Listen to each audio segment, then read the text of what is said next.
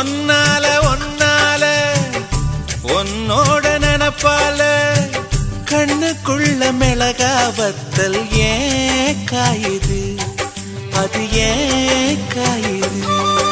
இது பஞ்சலோகமே நீ பஞ்சு தலஹானி மேல வந்து ஏன் விழுந்த.